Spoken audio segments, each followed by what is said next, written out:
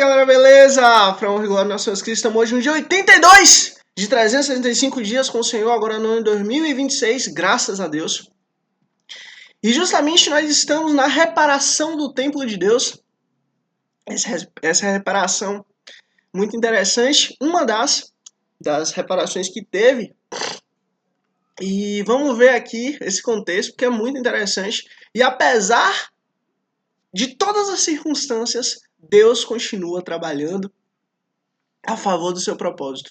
O propósito de Deus nunca volta, o propósito de Deus nunca é abandonado, o propósito de Deus nunca é esquecido. Ainda que os homens achem que consigam fazer coisas diferentes, que consigam fugir da mão do Senhor, que consigam fazer aquilo que é diferente do planejamento de Deus, mas na realidade Deus fala o contrário, não. O meu plano não muda. O meu plano não pode voltar atrás. O meu plano, operando eu, quem impedirá? E aqui nós vamos ver o braço forte do Senhor, mais uma vez, trabalhando, graças a Deus. E Deus abençoe grandemente você e sua família, em nome de Jesus. Muito obrigado por estar aqui. Deus abençoe grandemente. Comenta aí qualquer coisa. Senhor. Só isso, Senhor. E aí, eu sei que você chegou até aqui. E lá na frente, lá um dia, quando estivermos na eternidade, o Senhor ele vai olhar e falar, vai olhar pra gente, né, e falar, vocês foram instrumentos meus, para poder levar o reino dos céus para mais pessoas, mais vidas, mais almas. E curte aqui também, porque comentar e curtir ajuda a levar o reino dos céus para frente. E é isso aí. Além disso, esse contexto aqui, ele é muito interessante. Vamos chegar lá, mas tem alguns pontos que a gente precisa prestar certa atenção. Vamos lá. 2 Reis, capítulo 12. A reparação do templo. No 7º ano do reinado de Jeú, Joás começou a reinar. E reinou 40 anos em Jerusalém. O nome de sua mãe era Zíbia. Ela era de Berseba. Joás fez o que o Senhor aprova. Olha que maravilha. Isso aqui é bom demais. Quando alguém faz o que o Senhor aprova, só tem bênção. Durante todos os anos em que o sacerdote Joiada o orientou. Contudo, os altares idólatras não foram derrubados, e o povo continuava a oferecer sacrifícios e a queimar incensos nele. Joás ordenava aos sacerdotes, reúnam toda a prata trazida como dádiva sagrada ao templo do Senhor, a prata recolhida no recenseamento,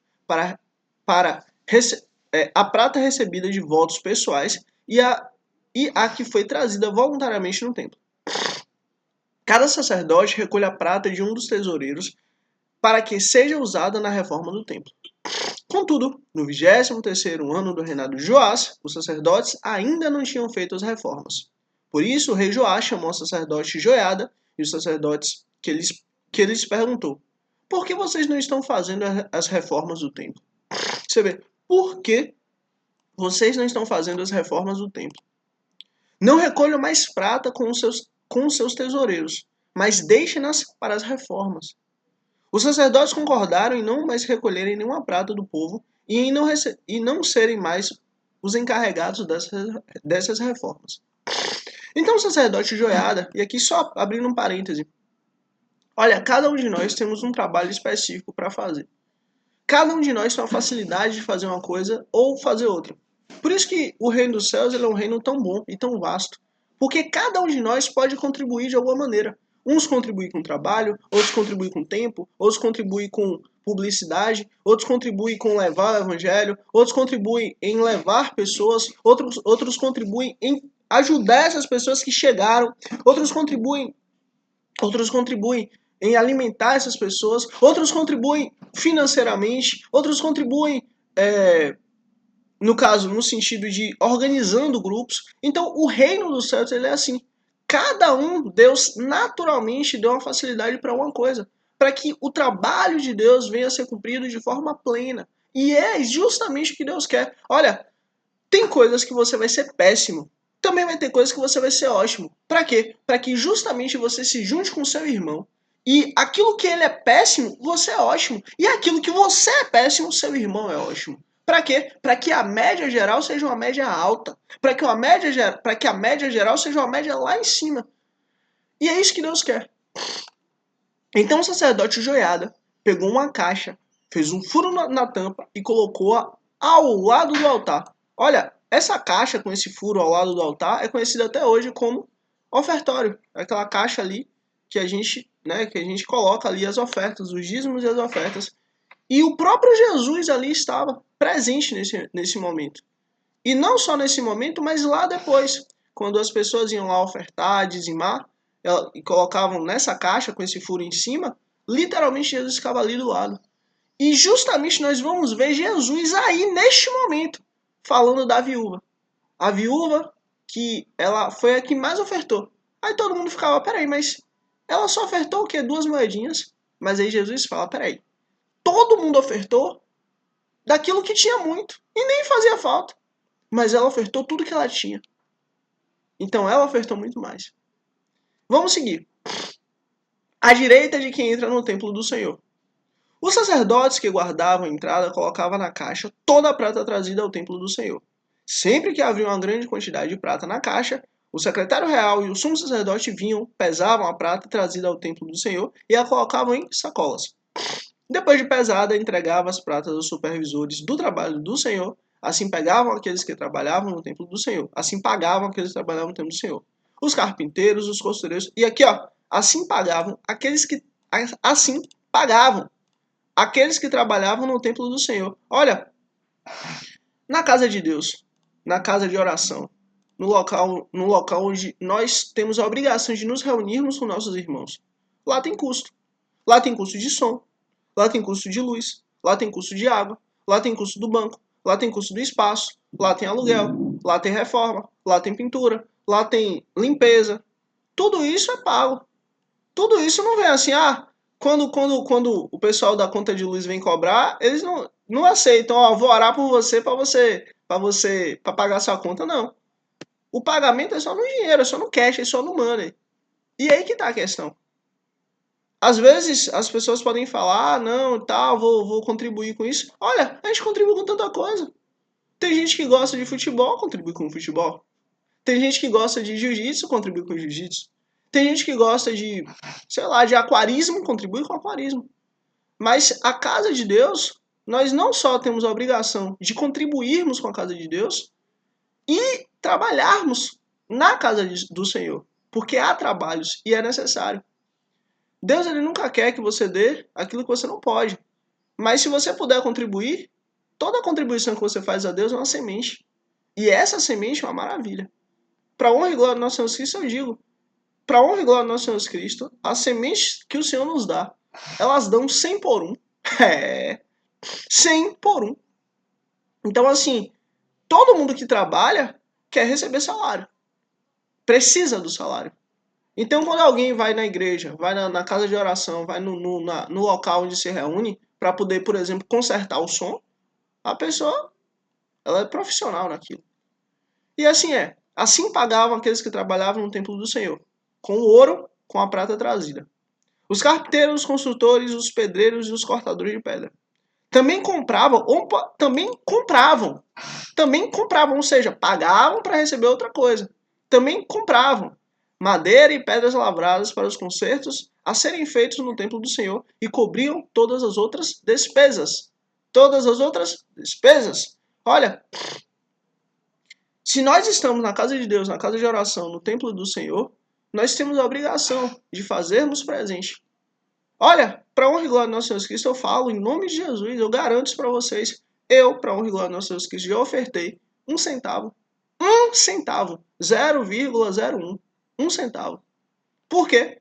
Porque para honra e glória do nosso Senhor Cristo, meu voto é com Deus. Meu voto não é com nada nem com ninguém. E se o local onde eu recebo a palavra do Senhor, eu sou alimentado, eu sou cuidado, eu sou amoldado conforme que a palavra de Deus ensina. Eu sou ajudado, eu sou amado, eu sou protegido, eu sou transformado e mudado. Eu tenho obrigação nisso. Porque lembra o princípio? O princípio é honrar aqueles que te honram. Honrar aqueles que cuidaram de você. Honrar aqueles que cuidam de você. Então, essa é uma maneira de honrar. E é isso que, para honra e glória do nosso Senhor Cristo, nós devemos fazer. Só para deixar claro, não tenho vergonha nenhuma de ter ofertado 0,01. Pelo contrário, agradeço a Deus, para honra e glória do nosso Senhor Cristo, pela graça que Ele me deu. E vamos seguir por causa do horário.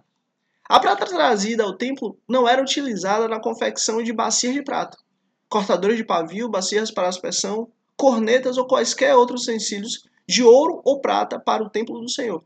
Era usada como pagamento dos trabalhadores. E eles a empregavam para o reparo do templo. Não se exigia prestação de contas dos que pagavam os trabalhadores, pois agiam com honestidade. Olha, isso aqui é fundamental. Agir com honestidade. Olha, pelo amor de Deus, viva a sua vida privada e sua vida social com honestidade. Sabe? Por quê? Porque Deus vê. Por quê? Porque nós estamos fazendo algo e Deus está vendo. A questão toda não é alguém descobrir. A questão toda não é o mundo descobrir. A questão toda não é o homem descobrir. Isso aí resolve-se. A questão toda, sabe o que é? A questão toda é Deus nos ver e falar: opa, você foi infiel. Vixe, você não tem parte comigo, vixe. Então, vamos agir com honestidade. Mas a prata das ofertas pela culpa e da oferta pelo pecado não era levada ao templo do Senhor, pois pertencia aos sacerdotes. Nessa época, Azael, rei da Síria, atacou Gate e a conquistou. Depois decidiu atacar Jerusalém. Então Joás, rei de Judá, apanhou todos os objetos consagrados por seu antepassado Josafá, Jeorão e Acasias, rei de Judá, e os que ele mesmo havia consagrado, e todo o ouro encontrado no depósito do Senhor e no palácio real, e enviou tudo a Azael, rei da Síria, que assim desistiu de atacar Jerusalém. Os demais acontecimentos do reinado de Joás e as suas realizações são todas escritas nos registros históricos dos reis de Judá. 2 de seus oficiais conspiraram contra ele e o assassinaram em Bet-Milo, no caminho que desce para Siló. Os oficiais que o assassinaram foram Josabade, filho de Semeate, e Jeozabade, filho de Somer. Ele morreu e foi sepultado junto ao seu antepassado na cidade de Davi, e o seu filho Amazias foi o seu sucessor. No caso agora, Amazias foi o novo rei de Judá. E agora vamos continuar essa história, né, de Judá. E só para deixar claro uma coisa, nessa época Israel estava dividida. 10 tribos eram chamadas de Israel e tinha um rei específico. E uma tribo específica era a tribo de Judá, que essa tribo ela só existia porque Deus fez um voto, fez uma aliança com Davi. Deus falou assim, olha, Davi, eu faço um voto contigo que sempre vai ter um descendente teu sentado no trono. Não nas 10 tribos, mas na tribo de Judá. Por isso que havia essa divisão entre as 10 tribos de Israel e entre a tribo única ali do norte, a tribo de Judá. Que essa tribo ainda fazia parte dos descendentes de Davi. E vamos lá. 2 Reis, capítulo 13. O reinado de Jeocás, rei de Israel. E aí você vê. Aqui atrás falou de Amazias, rei de Judá. E agora estamos falando de Jeocás, rei de Israel. Ou seja, Jeocás é rei das 10 tribos. E Amazias, rei da única tribo de Judá.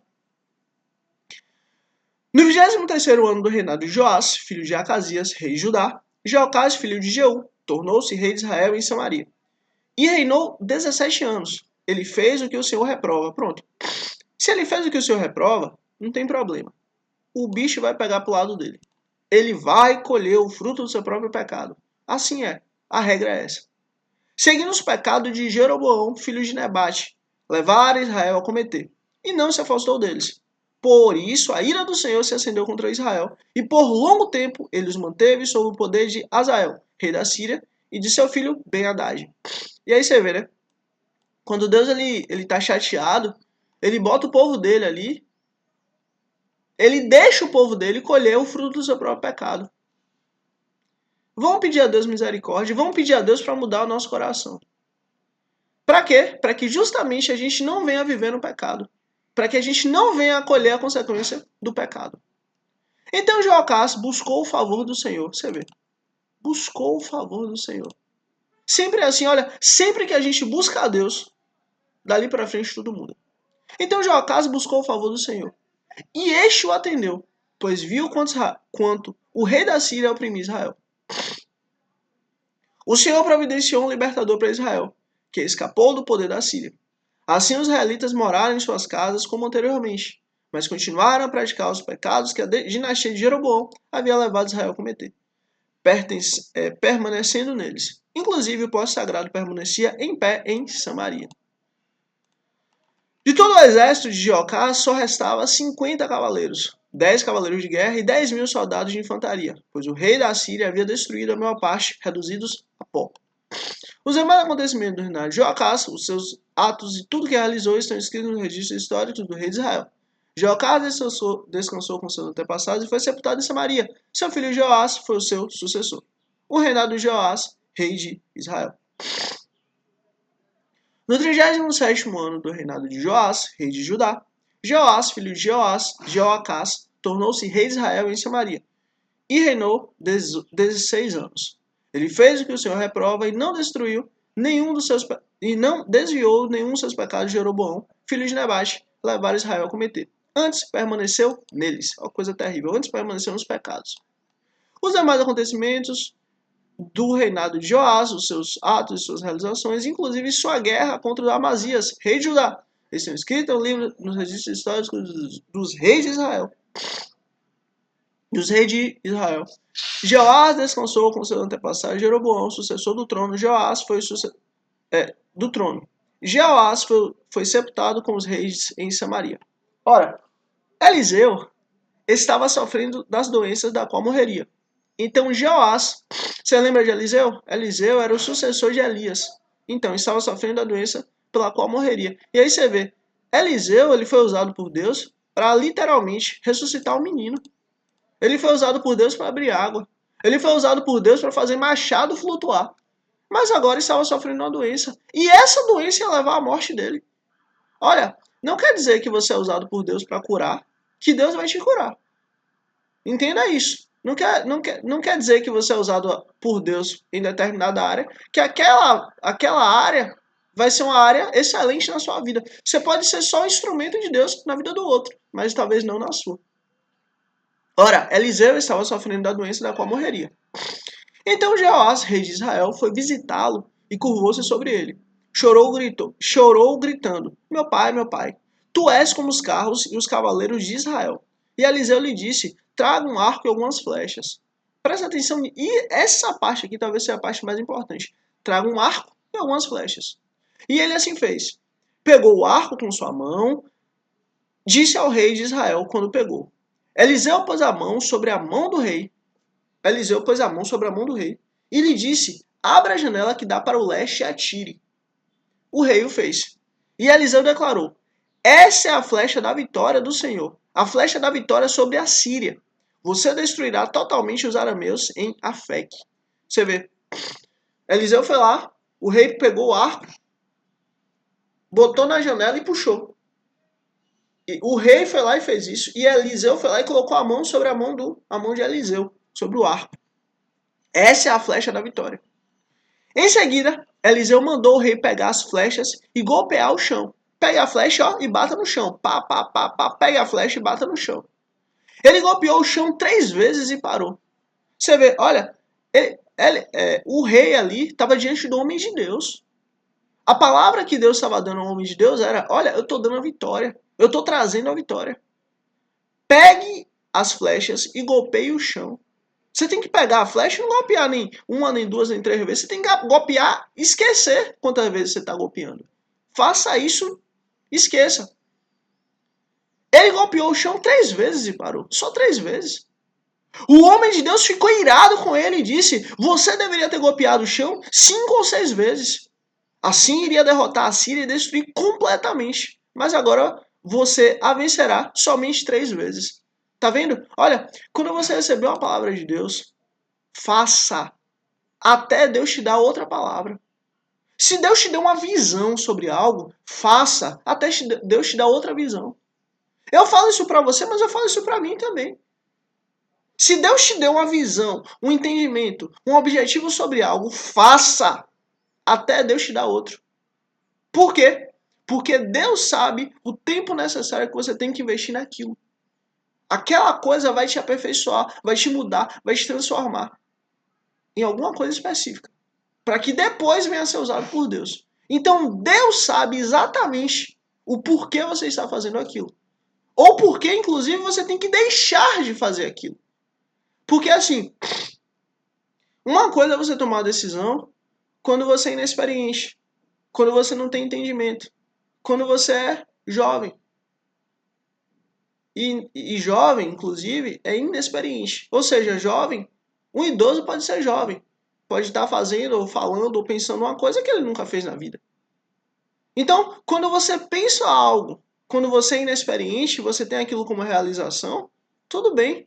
Mas na medida do tempo, Deus vai te dando sabedoria. Deus vai abrindo os seus olhos. Deus vai abrindo o seu entendimento. Deus vai abrindo ali a sua percepção do que tem que ser feito.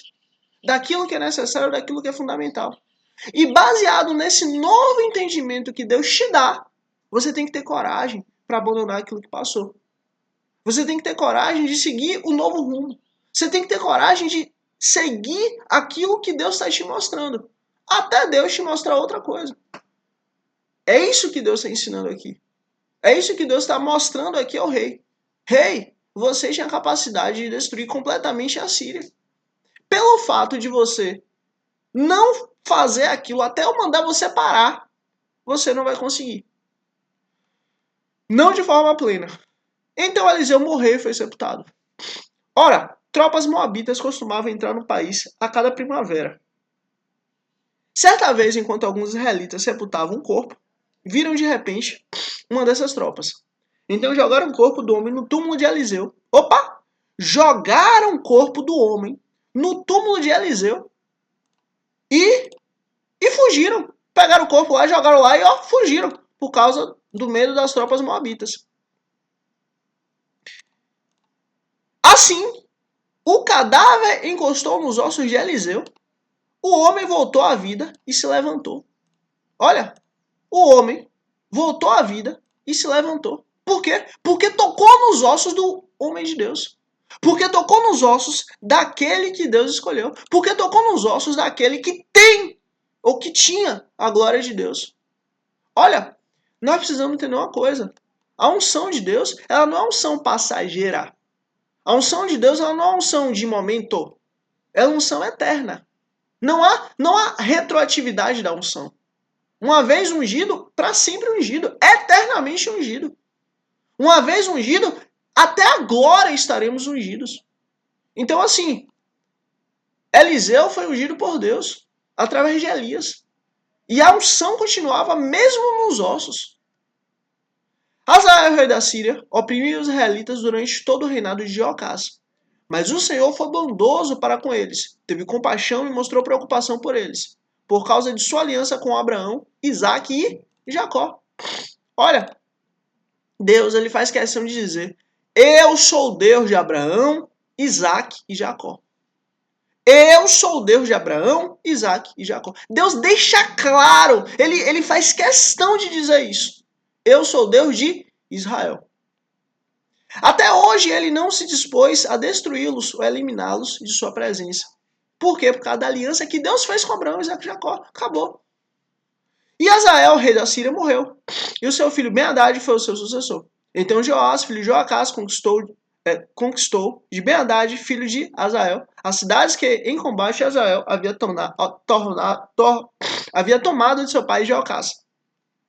3 vezes Joás o venceu. Lembra? 3 vezes Joás o venceu. Assim reconquistou aquelas cidades israelitas. Você vê, se ele tivesse batido mais vezes, seria mais vitória. Como ele não bateu, né? Só conquistou 3 vezes.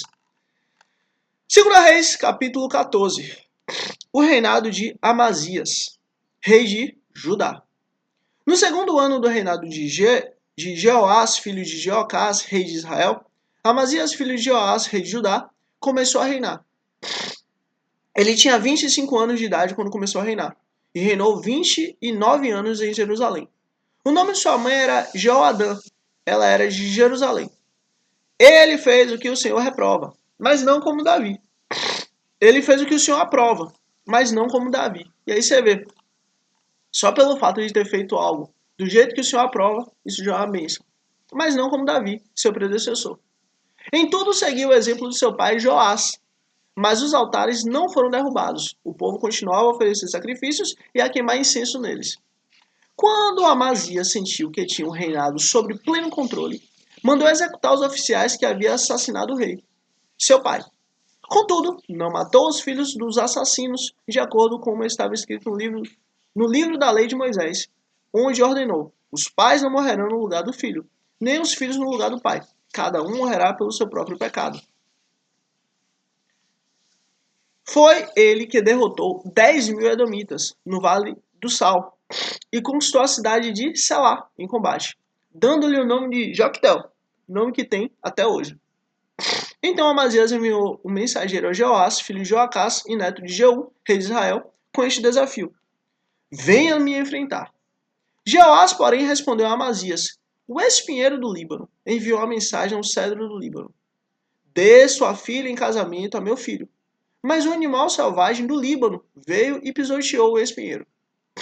De fato, você derrubou Edom e agora está arrogante. Comemore a sua vitória, mas fique em casa, porque provocar uma desgraça que levará você e também Judá à ruína. Olha, não é porque você conquistou uma vitória que você deve vir lutar comigo. Pelo contrário, se você fizer isso, você vai só provocar destruição. Faça isso não. Fique de boa aí. E Amazias não quis ouvi-lo. E Jeoás, rei de Israel, os atacou. E aí você vê Israel atacando a própria tribo de Israel, a própria tribo de Judá. Você vê as 10 tribos atacando uma tribo só.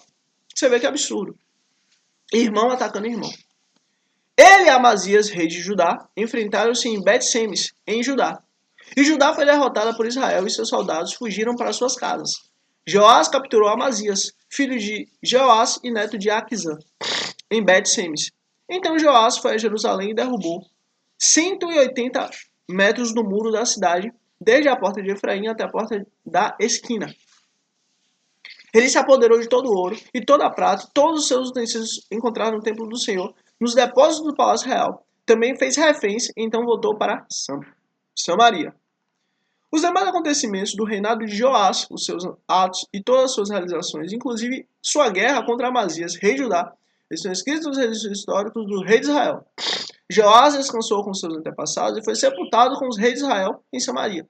E o seu filho Jeroboão foi o seu sucessor. Amazias, filho de Joás, rei de Judá, viveu mais de 15 anos depois que a morte de Joás, filho de Joacás, rei de Israel. Os demais acontecimentos do reinado de Amazias estão escritos nos registros históricos do rei de Judá. Vítima de conspiração em Jerusalém, ele fugiu para Lax, mas os perseguiram até lá e o mataram. Seu corpo foi trazido de volta com um cavalo e sepultado em Jerusalém, junto aos seus antepassados na cidade de Davi. Em todo o povo de Judá proclamava o rei Amazias, de 17 anos, a Azarias, de 16 anos de idade, no lugar de seu pai Amazias. Foi ele que reconquistou e reconstruiu a cidade de Elata, para Judá, depois que Amazias descansou com seus antepassados. O reinado de Jeroboão, rei de Israel. No 15º ano do reinado de Amazias, filho de Joás, rei de Judá, Jeroboão, filho de Joás, rei de Israel, tornou-se rei em Samaria e reinou 41 anos. Ele fez o que o Senhor reprova. Pronto. Fez o que o Senhor reprova, a gente já sabe, né? Daí pra frente, só pra trás. Aí já sabe. E, infelizmente é assim que é. Olha, não existe como a gente fazer o que o Senhor reprova e dar certo. Não existe. Nós temos aqui incontáveis testemunhos a respeito disso. Não faça aquilo que o Senhor reprova, porque se você fizer, só vai dar ruim na sua vida, só vai dar problema. E não se desviou de nenhum dos pecados de Jeroboão, filho de Nebate, levar Israel a cometer. Foi ele que restabeleceu as fronteiras de Israel desde Lebo-Amate até o mar de Arabá, conforme a palavra do Senhor, Deus de Israel, anunciada pelo servo Jonas, filho de Amitai, profeta de Gad Éfer. O Senhor viu a amargura com que todos em Israel, tanto escravos quanto livres, estavam sofrendo. Não havia ninguém para socorrê-los. Visto que o Senhor não dissera que apagaria o nome de Israel de debaixo do céu, ele os libertou pela mão de Jeroboão, filho de Jeoás. Os demais acontecimentos do reinado de Jeroboão, os seus atos e suas realizações militares, inclusive a maneira pela qual recuperou para Israel Damasco e Amate, que havia pertencido a Laude, estão escritos nos registros históricos dos reis de Israel. Jeroboão descansou com seus antepassados, o rei de Israel. Seu filho Zacarias foi o seu sucessor. O reinado de Azarias, rei de Judá. No 27º ano do reinado de Jeroboão, rei de Israel, Azarias, filho de Amazias, rei de Judá, começou a reinar. Tinha 16 anos de idade quando se tornou rei. Reinou 50 anos, 52 anos em Jerusalém. Sua mãe era de Jerusalém e chamava-se Jecolias. Ele fez o que o Senhor aprova, tal como seu pai Amazias. Contudo, os altares idólatras não foram derrubados. O povo continuava a oferecer sacrifícios e a queimar incensos nele. Absurdo, né? O Senhor feriu o rei com lepra, até o dia de sua morte. Durante todo esse tempo ele morou na casa separada. Jotã, filho do rei, tomava conta do palácio e governava o povo. Os demais acontecimentos do reinado de Azarias e todas as suas realizações são escritos nos registros históricos do rei de Judá. Azarias descansou com seus antepassados e foi sepultado junto a eles na cidade de Davi. Seu filho Jotã foi o seu sucessor. O reinado de Zacarias, rei de Israel. E aí você vê, aqui a gente acabou de ver o reinado do rei de Judá. E agora nós vamos ver o reinado do rei de Israel. Ou seja, as 10 tribos.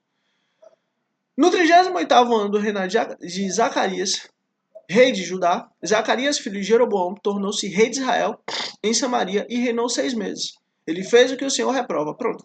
Ó, eu tô cansado tô cansado disso aqui, ó. Fez o que o Senhor reprova, fez o que o Senhor reprova, fez o que o Senhor reprova. Nós queremos o contrário, nós queremos pessoas que o Senhor aprova. Mas vamos seguir.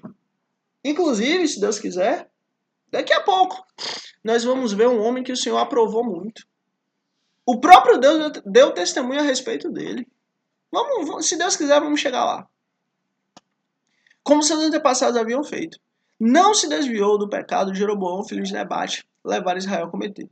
Salum, filho de Jabes, conspirou contra Zacarias. Ele o atacou na frente do povo, assassinou e foi o seu sucessor. Os demais acontecimentos do reinado de Zacarias estão escritos nos registros históricos dos reis de Israel. Assim se cumpriu a palavra do Senhor anunciada a Jeú.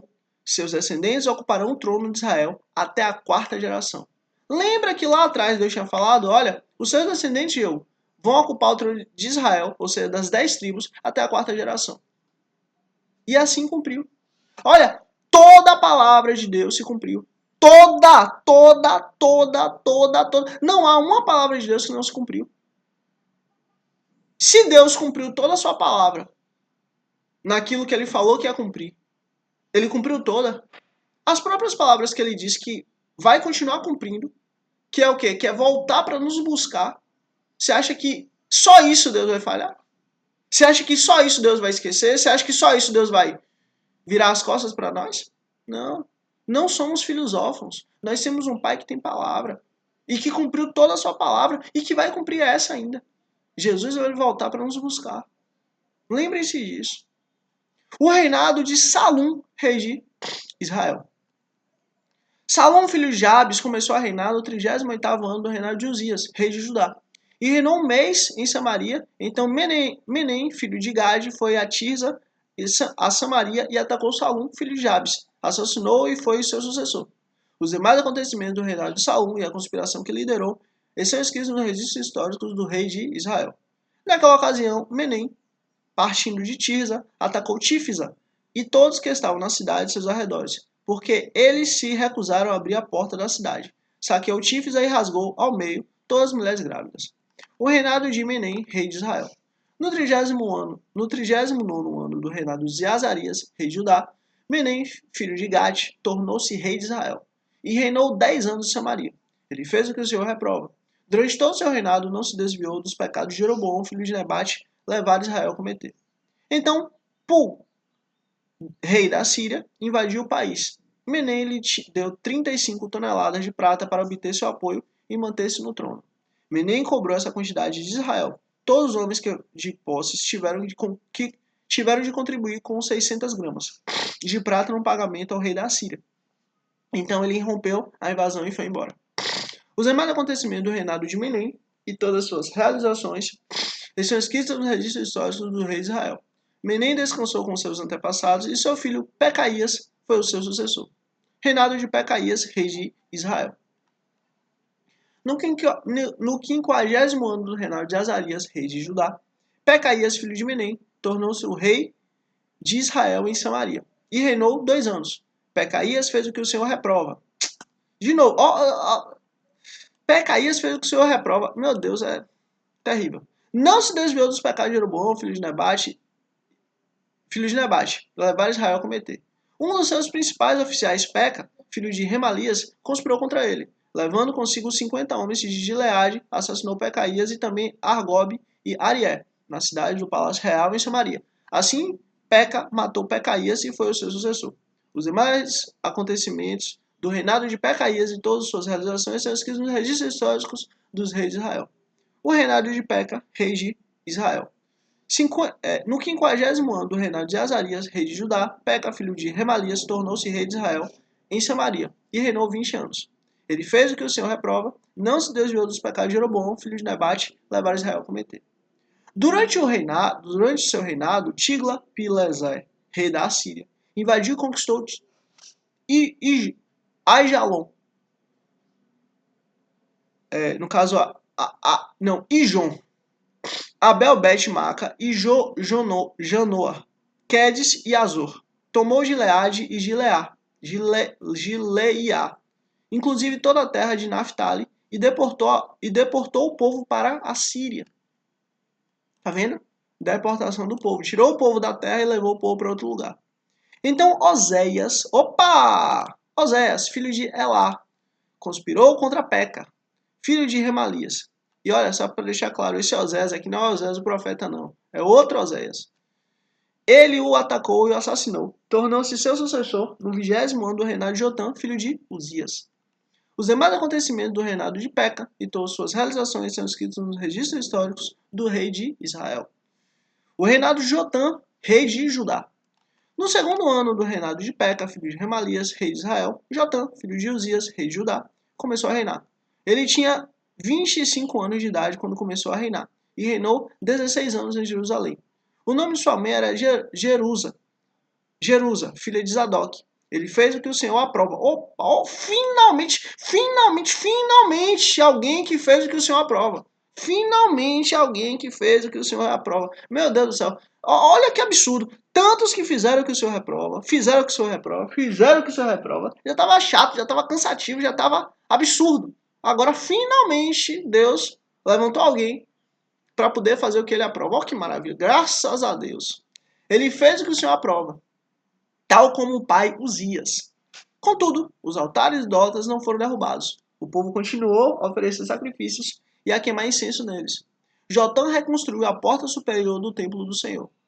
Os demais acontecimentos do reinado de Jotã e suas realizações são escritas nos registros históricos dos reis de Judá.